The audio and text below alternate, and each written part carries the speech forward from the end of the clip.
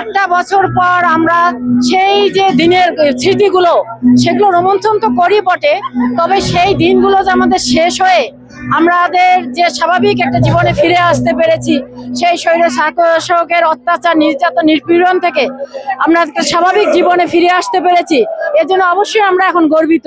এবং সেই সময় আমাদের ছাত্রীরা প্রথম দিকে তো লুকায় লুকায় তারা এই আন্দোলনে অংশগ্রহণ করেছিল, পরে আমরা তাদেরকে সহযোগিতা করেছি, বিভিন্নভাবে তাদেরকে মানে উদ্যোগী করেছি এবং আমরাও তাদের সঙ্গে ছিলাম। এবং কলেজে প্রথম দিকে আমাদের অধ্যক্ষ মহোদয় বা প্রশাসন এলাও করতো না। এই ছাত্রীরা 27 নম্বর ধানমন্ডির বিভিন্ন স্পোর্ট আসাদ কেটে তারা বিভিন্ন আন্দোলনের সঙ্গে যুক্ত ছিল, কিন্তু সারাদিন এভাবে আন্দোলনে যুক্ত থাকার পর তাদের যে একটু খাওয়া দাওয়ার প্রয়োজন ছিল, পানি পর্যন্ত তারা পেত না। কিন্তু কলেজে আসার পর গেটে নির্দেশ ছিল যে দারোয়ানকে গেট খুলতে পর্যন্ত দেওয়া হতো না। পরে আমি এবং আমাদের কয়েকজন স্যার আমরা এটাকে একদম মানে প্রশাসনের বিরুদ্ধে গিয়ে আমরা তাদেরকে সাহায্য করেছি। শেষে আমাদের কলেজে আমরা একটা ক্যাম্প স্থাপন করেছি যে আমাদের কলেজেও আশেপাশে মেয়ে ছাত্রীরা যারা এই আন্দোলনে শরিক হয়েছে তাদেরকে এখানে যেন তারা রেস্ট নিতে পারে বা তাদের একটু সময় বিশ্রাম নেওয়া বা তাদের পলিসি মেকিং এর যে প্রয়োজন ছিল, একটু সময়ের দরকার ছিল, সেভাবে আমরা সাহায্য করেছি। তাদেরকে বিভিন্ন সময় আমাদের খাবার দাবার পানি দিয়েও সাহায্য করেছি।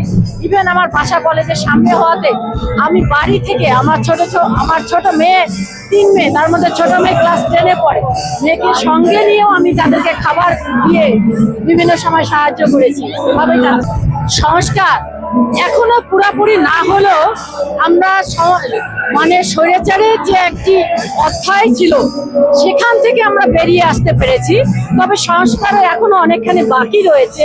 সেটা আমাদেরকে উদ্যোগী হতে হবে এবং বর্তমানে যারা দায়িত্বরত রয়েছেন উপদেষ্টা পরিষদ তাদেরকে এখানে মূলত মূল ভূমিকা পালন করতে হবে এবং আমাদের সাধারণ জনগণ এবং আমাদের যে ছাত্র জনতা যারা এই আন্দোলন ঘটিয়ে আজ এই অবস্থার একটা পরিবর্তন আনতে পেরেছে, তাদের চাওয়া পাওয়াগুলো যেহেতু সাধারণ জনগণের সঙ্গে সংগতিপূর্ণ যেগুলো, অবশ্যই সেগুলো থেকে বর্তমান উপদেষ্টা পরিষদের দৃষ্টি দেওয়া উচিত এবং সেগুলো বাস্তবায়নের জন্য উদ্যোগ নেওয়া উচিত।